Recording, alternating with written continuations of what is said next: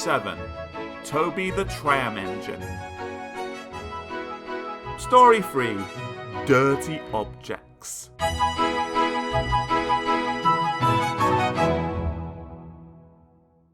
Toby and Henrietta take the workmen to the quarry every morning. At the junction, they often meet James. Toby and Henrietta were shabby when they first came and needed new paint. James was very rude.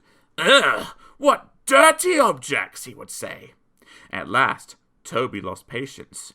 "James," he asked, "why are you red?" "I am a splendid engine," answered James loftily. "Ready for anything. You never see my paint dirty." "Oh," said Toby innocently, "that's why you once needed bootlaces. To be ready, I suppose." James went redder than ever and snorted off. At the end of the line, James left his coaches and got ready for his next train. It was a slow goods, stopping at every station to pick up and set down trucks. James hated slow goods trains. "Dirty trucks from dirty sidings. Ugh," he grumbled. Starting with only a few, he picked up more and more trucks at each station till he had a long train. At first the trucks behaved well, but James bumped them so crossly that they determined to pay him out. Presently, rumbling over the viaduct, they approached the top of Gordon's Hill. Heavy goods trains halt here to pin down their brakes.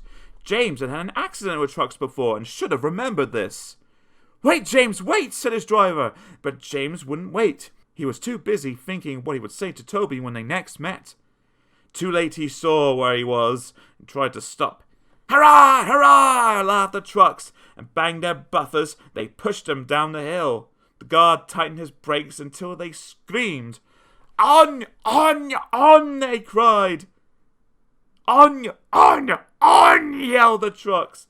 "I've got to stop! I've got to stop!" groaned James, and setting his brakes, he managed to check the truck's mad rush, but they were still going much too fast to stop in time.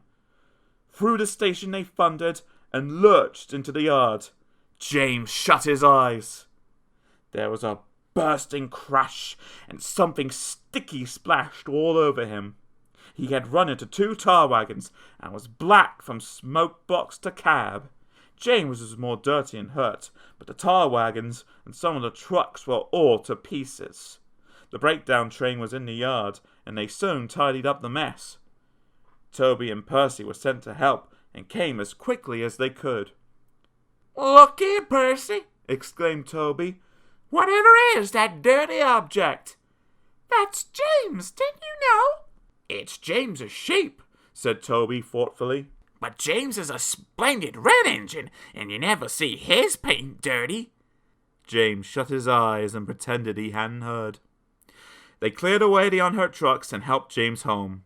The Fat Controller met them. "Well done, Percy and Toby," he said. He turned to James. "Fancy letting your trucks run away. I am surprised. You're not fit to be seen. You must be caged at once. Toby shall have a coat of paint. Chocolate and blue, I think." "Please, sir, can Henrietta have one too?" "Certainly, Toby," he smiled. "She shall have brown like Annie and Clarabelle." "Oh, thank you, sir. She will be pleased." Toby ran home happily to tell her the news.